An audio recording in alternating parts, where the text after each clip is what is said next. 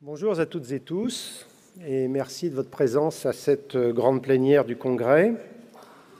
Parfois, cette plénière est le lieu et le moment d'un temps politique, parfois d'un temps scientifique.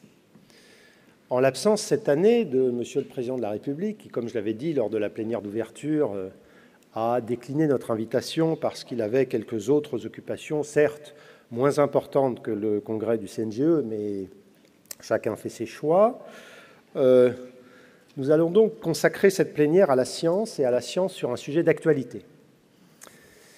Vous savez que l'obligation vaccinale a fait couler beaucoup d'encre et a suscité beaucoup de polémiques.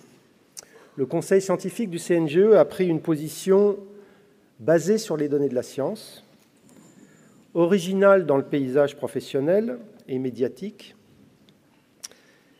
paysage médiatique qui a souvent réduit la discussion à un affrontement entre les pro-obligations et les anti-vaccins. Cette position était courageuse pour promouvoir une position qui nous a valu par ailleurs beaucoup de récriminations.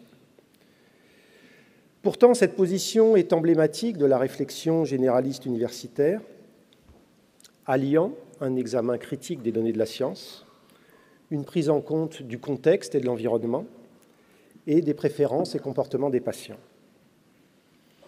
Avant de rentrer dans le vif du sujet, qui sera abordé par les professeurs Henri Partouche et Serge Gilberg, nous allons introduire cette réflexion par un point d'histoire pour se rendre compte de quoi procède cette réflexion.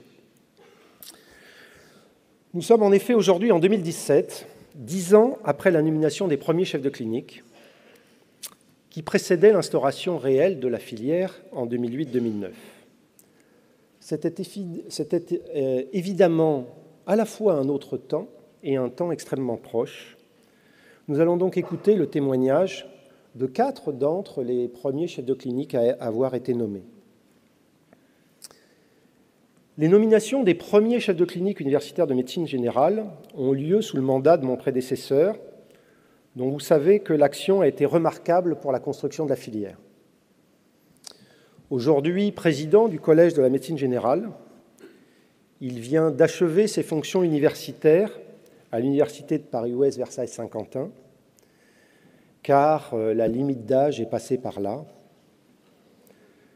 malgré son caractère aussi sémillant que vigoureux. Mesdames, Messieurs, je vous demande d'accueillir un personnage qui m'est très cher, qui est très cher à la médecine générale, Pierre-Louis Druet.